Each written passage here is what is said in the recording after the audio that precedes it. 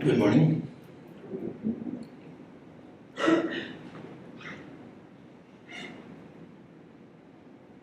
When we're driving on the freeway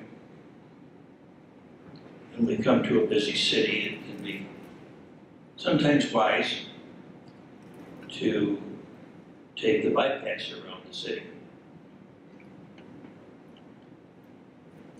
But on our spiritual journey,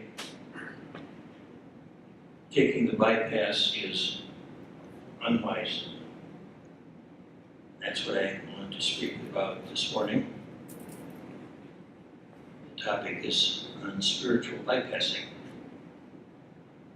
It may be a new term to some of you. I'm just curious how many folks here are familiar with that term. Okay, I picked the right topic then.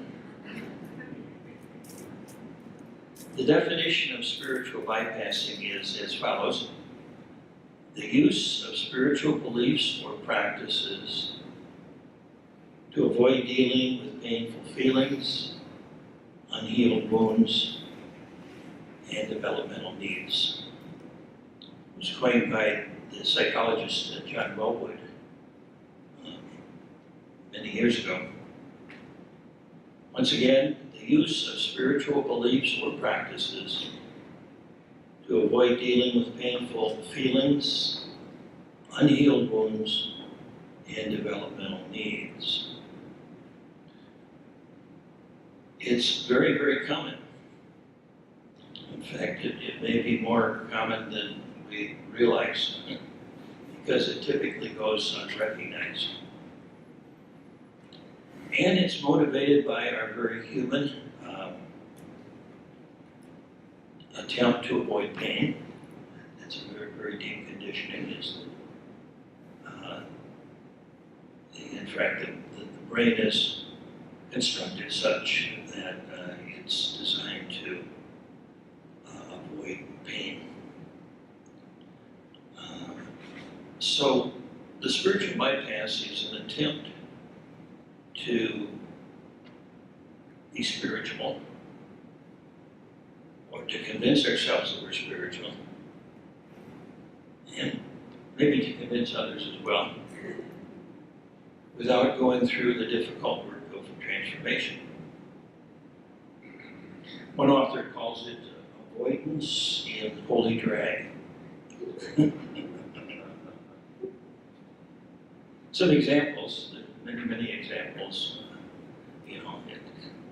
in the Christian tradition, the very common belief that Jesus died for our sins.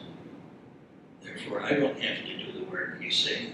I don't have to die to my ego. I don't have to walk the path that Christ walked. All I have to do is believe in Him, and poof, I'm saved. And in the Buddhist tradition, very often we see the spiritual bypass as well, and it can take many forms. Oftentimes, I've noticed that in retreats and when I've been teaching, that people come to retreats, and my thought is they really need to see a psychologist rather than a Dharma teacher, or maybe in addition to a Dharma teacher, let's put it that way. So sometimes we can adopt the position of what I call the counterfeit Buddha. So we try to act like the Buddha, look like the Buddha, and be serene and smiling all the time, and yet deep down inside we're cursing and struggling and fighting.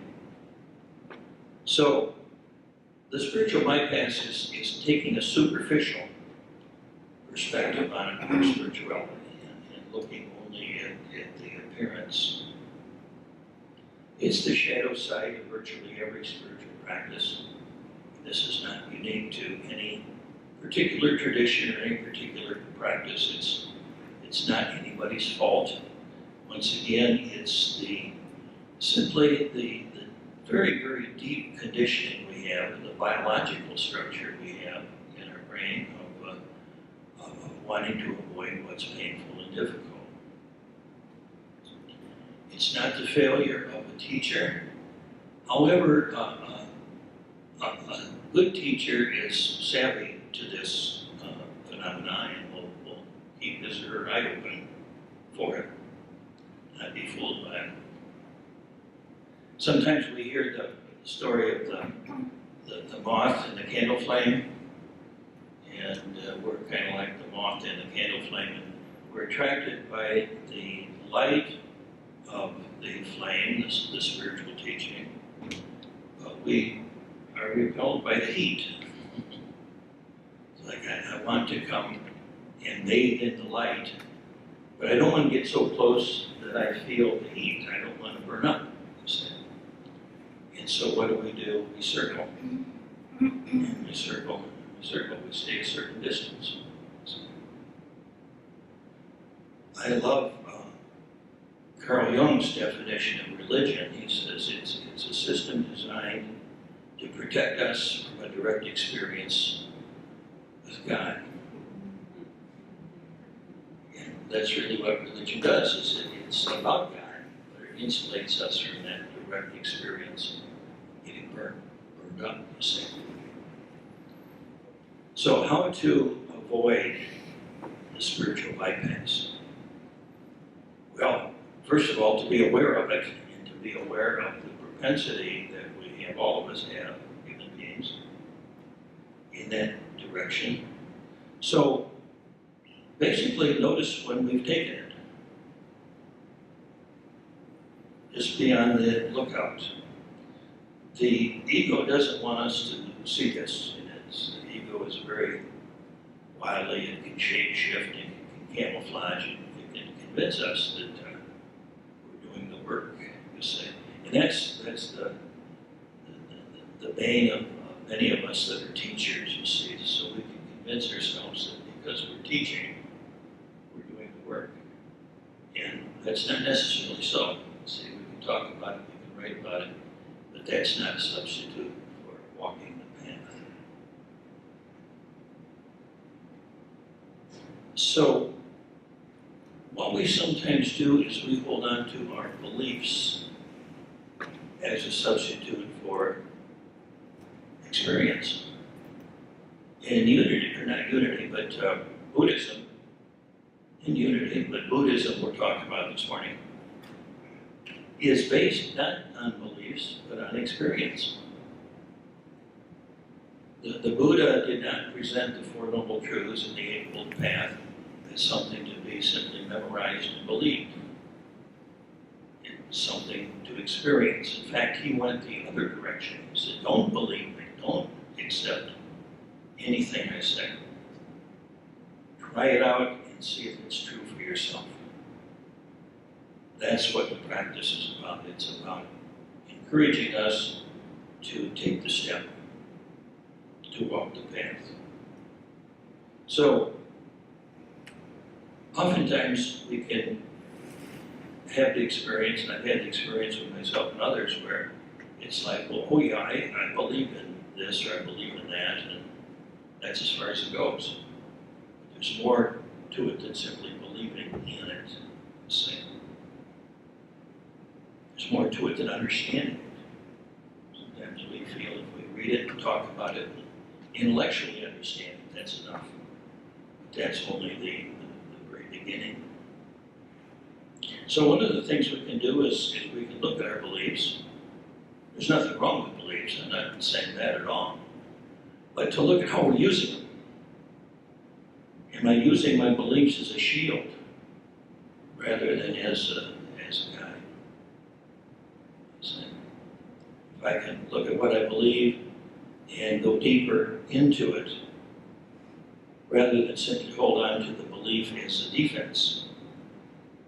You know, a perfect example is, I don't know if it's perfect, but a common example I've seen many times is when there's a death, someone close to us dies, and we may say to ourselves, or we may hear others say to us, well, you know, life is eternal. You believe that life is eternal, so they're still with us. They're in a better place, et cetera, et cetera. So, get over it. And very often we will use truth, which may be true. I don't know. There's nothing wrong with believing life is eternal. I do. But again, that's just a belief. And if I use that as a way of avoiding feeling something, then that's called the spiritual bypass. So the second step is, if we suspect there might be that happening with ourselves, is to just relax the grip on the belief. You don't have to give it up. Just don't grab it so tightly. You know, like, maybe it's true, maybe it's not true. So what? So what would I be feeling if I wasn't holding on to this so tightly? What if I just could put this belief on the shelf for now? Say, what if I don't know? What would I feel if I really didn't know? The whole thing is not about the veracity, the truthfulness of the belief. It's about how we're using it. See, that's the whole thing. We can use a very profound belief, profound teaching to cover up for the actual experience. And that's what we tend to do that in our culture, because we live in our heads for the most part as a culture.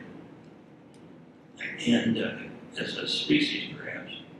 And also, we're so conditioned to think of religion as a set of beliefs in the West.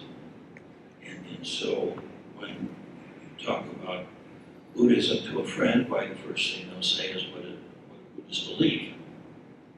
And my response typically is, it doesn't make a bit of difference what Buddhists believe. This is what they practice.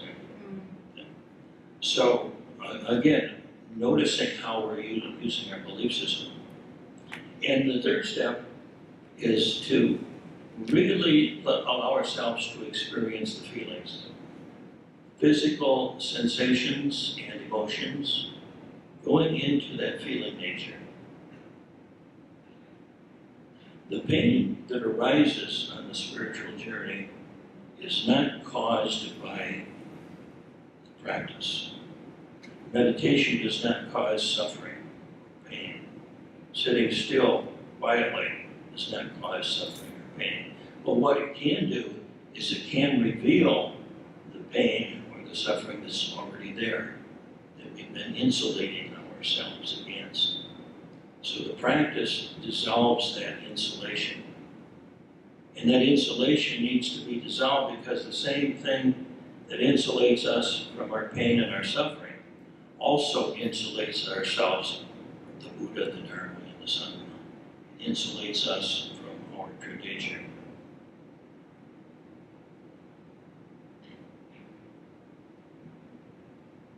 The Zen master's son died.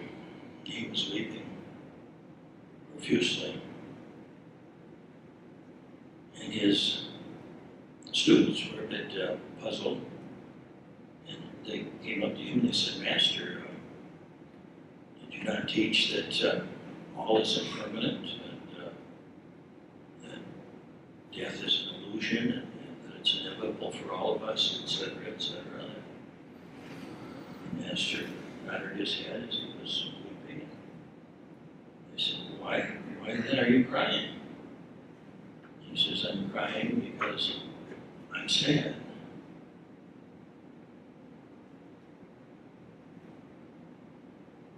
It's just that simple. Just that very simple, innocent sense of what am I feeling? Without all of the beliefs, without all of the accoutrements, without all of the whatabouts, shoulds and shoulds. It's very common for us, again, in our culture, in the Western culture, to think of spiritual growth as one of ascension, going up, climbing higher. We talk about higher spirituality and growing upward. And that's true. That could be thought of in that way. But it's also descending as like a tree. Look at a tree, all we see is the top half of the tree. The bottom half of the tree is underground. And likewise with our spiritual practice. We can only grow as much as we're willing to descend. So in order to go up, if you will, we need to go down as well. And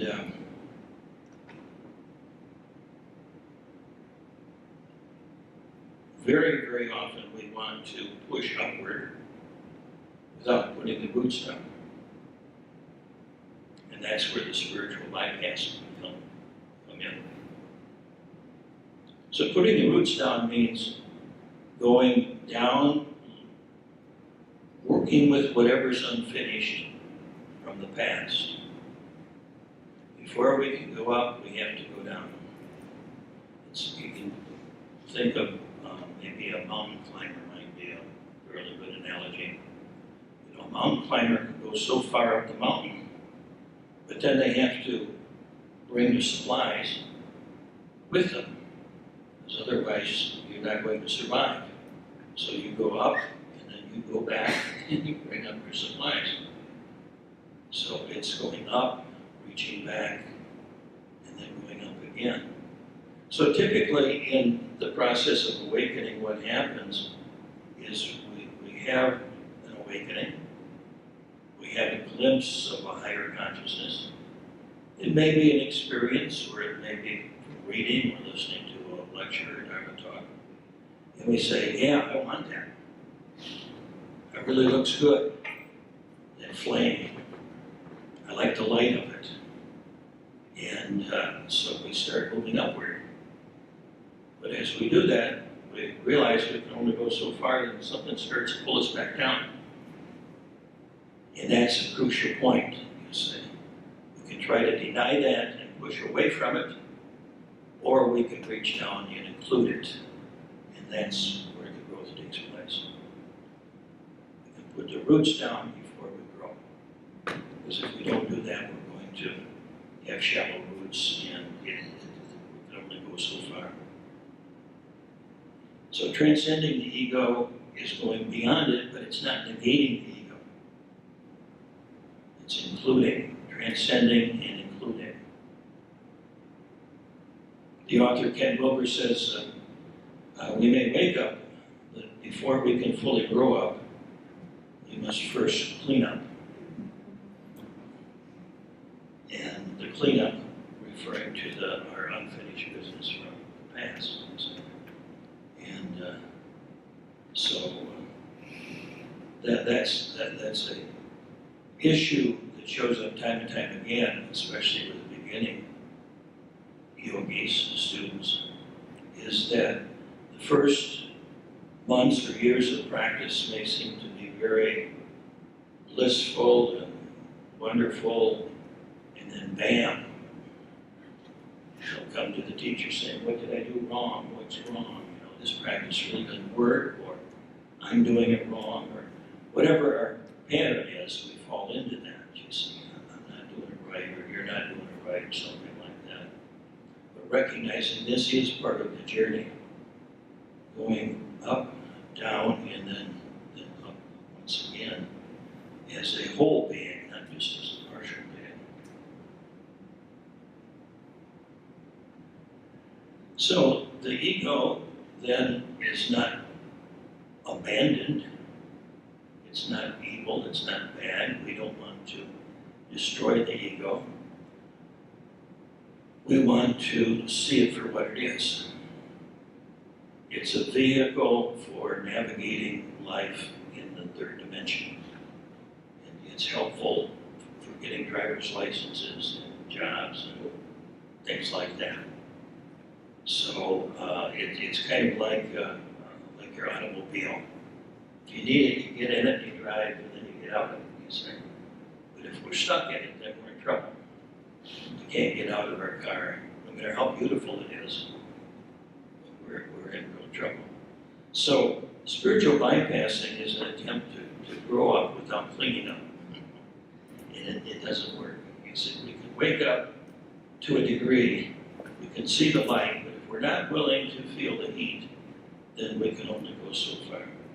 So true growth is to transcend and to not deny, it's transcend and include. To grow beyond human nature does not mean negating human nature. It means facing and embracing all of who we are. And that is the joy and the challenge of this beautiful spiritual practice. Thank you for sharing your practice with us.